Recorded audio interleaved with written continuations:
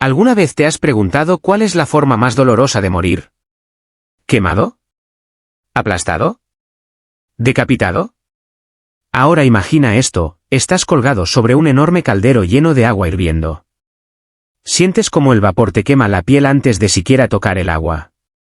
Luego, lentamente, te bajan. Primero los pies. Luego las piernas. El dolor es indescriptible. Tu carne se desprende, gritas con fuerza, pero nadie te ayuda. La multitud observa. El rey lo ordenó. No es una historia inventada. Esto ocurrió. Fue real. Fue en Londres. Fue en 1531.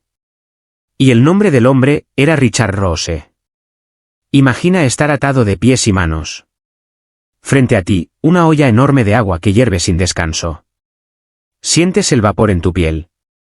La multitud te observa, algunos horrorizados, otros fascinados. Entonces te bajan, lentamente. El agua toca tu cuerpo. Gritas. Nadie hace nada. Porque esto no es un sueño. Es justicia. Es Inglaterra. Año 1531. Esta no es una historia de ficción. Es un hecho real. El hombre se llamaba Richard Roose, y fue el primero, y uno de los pocos, en ser hervido vivo por orden directa del rey Enrique VIII. Un castigo brutal, simbólico, y lleno de miedo. Pero esta historia no solo trata de su muerte. Trata de poder. De miedo. De una nación al borde de una transformación total. Y de cómo un simple cocinero se convirtió en una herramienta del terror estatal. Para entender por qué un hombre fue hervido vivo, tenemos que entender el mundo que lo rodeaba. Inglaterra, año 1531, no era simplemente un reino medieval más. Era una olla de presión política, religiosa y social. Todo estaba por cambiar. Enrique VIII, rey joven pero ya ambicioso, se encontraba en una encrucijada. Llevaba años casado con Catalina de Aragón, pero aún no tenía un hijo varón. En un mundo donde la línea de sangre definía la estabilidad de un reino, esto era una amenaza directa al trono. El rey empezó a buscar una salida. Quería anular su matrimonio. Pero había un problema, el Papa no lo permitía. Y lo que comenzó como una petición personal, se convirtió en una guerra religiosa. De esa tensión nacería la Reforma inglesa, el quiebre definitivo con la Iglesia Católica de Roma. ¿Y qué pasa cuando un rey quiere algo que la ley, la religión y la tradición le niegan? Pues crea sus propias reglas. El ascenso del miedo. En ese clima de transformación, todo lo que amenazara la imagen o el control del rey era considerado peligroso. La traición, la herejía, el envenenamiento, no eran simples crímenes. Eran actos de guerra interna. Ataques al corazón del reino. Y Enrique no perdonaba. El Parlamento ya no era un cuerpo independiente. Sus miembros eran elegidos cuidadosamente para obedecer la voluntad del rey. Las leyes se hacían no para proteger al pueblo, sino para proteger al monarca. Y las penas eran cada vez más severas. El miedo se convirtió en ley. El simbolismo del veneno. En esa época, el veneno no solo mataba cuerpos, mataba reputaciones. Se consideraba un método traicionero, cobarde, y sobre todo invisible. Era el crimen de los que no se atrevían a confrontar abiertamente. Y lo peor, cualquiera podía ser una víctima. No era como una espada en campo abierto. El veneno podía estar en tu copa, en tu sopa, en tu plato favorito. Y si alguien moría tras una comida, el terror se extendía por toda la casa. En este contexto de paranoia, surgió la historia de Richard Roose. ¿Quién era Richard Roose? Era solo un cocinero. Un hombre sin poder, sin fama, sin enemigos, al menos en apariencia. Roose trabajaba para una de las figuras más destacadas del clero, el obispo John Fisher, defensor ferviente de la reina Catalina y opositor directo al divorcio de Enrique. Fisher era un hombre culto, respetado, pero también observado de cerca por el rey. Su oposición era incómoda. Su palabra tenía peso. Y su cocina, como veremos, sería el escenario de una tragedia. El 18 de febrero de 1531, en la casa del obispo, ocurrió algo extraño. varios miembros del hogar comieron una papilla común. Horas después, 2 personas estaban muertas, un hombre llamado Bennett Curben y una mujer pobre que recibía comida como caridad. Otros estaban gravemente enfermos, incluso el obispo Fischer. La sospecha fue inmediata, había veneno en la comida. ¿Quién la preparó? Richard Rose. La confesión, o el comienzo del horror. Al ser interrogado, Rose habría confesado haber añadido algo a la papilla. Pero dijo que no era veneno. Aseguró que era solo un laxante, una broma pesada para causar malestar, no la muerte. Pero en una época sin medicina moderna, un laxante podía tener efectos graves. Más aún si se trataba de ingredientes mal preparados o tóxicos. Y más aún, si las víctimas eran personas importantes. Y el simple hecho de alterar comida en una casa cercana al poder real, ya era un delito. Rose fue arrestado de inmediato. Pero no fue juzgado como cualquier acusado.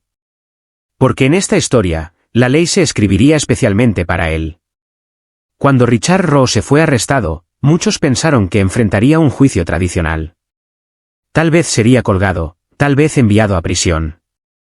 Pero entonces ocurrió algo que sorprendió incluso a los que vivían acostumbrados a la brutalidad.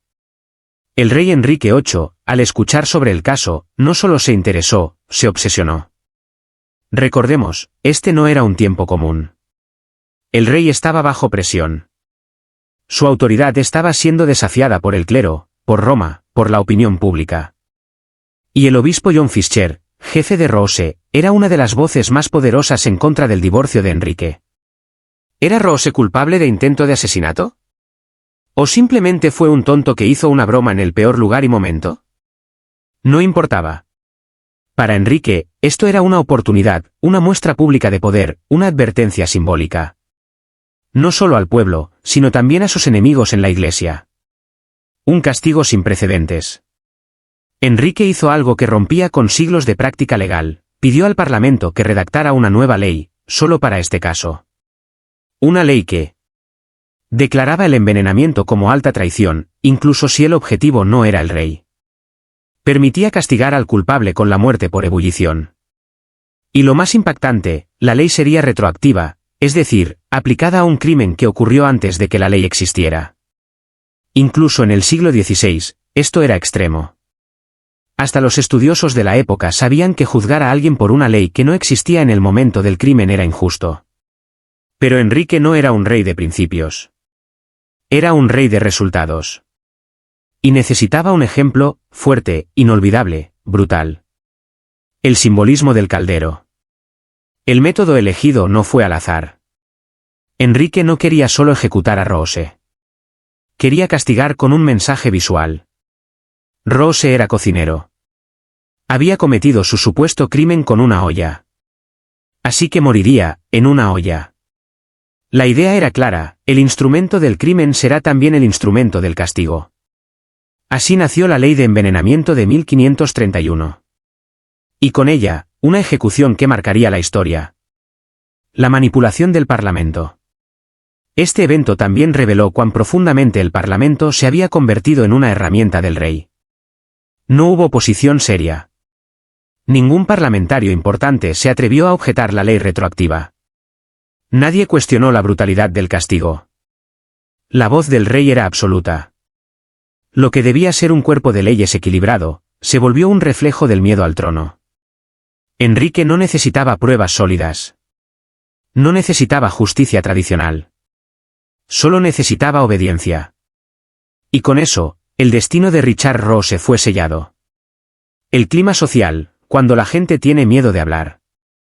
Mientras se preparaba la ejecución, Londres se llenó de rumores. La gente murmuraba sobre el castigo. Algunos decían que Rose era solo un chivo expiatorio. Otros, que realmente era parte de una conspiración más grande. Pero nadie hablaba demasiado fuerte. Porque criticar al rey podía ser tan peligroso como envenenar a alguien.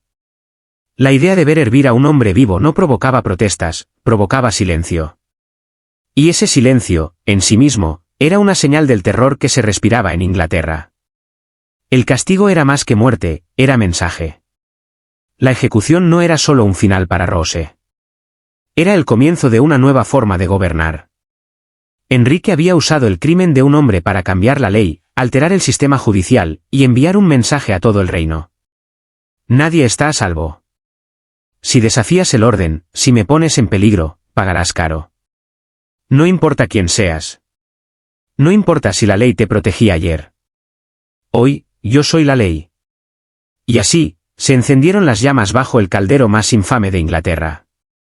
5 de abril de 1531. Smithfield, Londres. Amaneció nublado. El aire olía a humo, a hierro caliente, a miedo. Desde temprano, cientos de personas comenzaron a llegar. Sabían que verían algo que nadie había visto antes. Una ejecución única. Un hombre sería hervido vivo. Y no cualquier hombre, un cocinero acusado de envenenar. Un crimen invisible, castigado con fuego, agua y horror. La multitud y el ambiente. Las calles de Londres estaban agitadas. Comerciantes, artesanos, soldados, curiosos. Todos hablaban del evento. Algunos venían por morbo, otros por obligación. Muchos llevaban a sus hijos para enseñarles una lección. Las ejecuciones eran comunes en ese tiempo, pero esta era diferente. La noticia había corrido como fuego, un hombre sería cocido como si fuera carne, bajo orden del mismísimo rey. La gente se agrupaba en Smithfield, una plaza que ya era famosa por ejecuciones religiosas. Allí se había quemado a herejes. Pero ahora no habría llamas abiertas. Había algo peor. Un caldero gigante, colocado sobre una base de hierro, sostenido por gruesas cadenas, colgado como si fuera parte de una cocina infernal. Debajo, un fuego alimentado desde la madrugada. El agua ya hervía. El vapor se alzaba como una niebla fantasmal. La preparación del suplicio. Richard Roe fue sacado de su celda por la mañana. Llevaba las muñecas atadas con cuerda gruesa. Iba descalzo. Su rostro estaba pálido, pero aún sostenía la mirada. Tal vez aún no creía lo que estaba a punto de sucederle. Tal vez ya no sentía nada. Fue llevado en carreta, escoltado por soldados. El pueblo se abría a su paso. Algunos lo insultaban. Otros lo miraban en silencio, con lástima.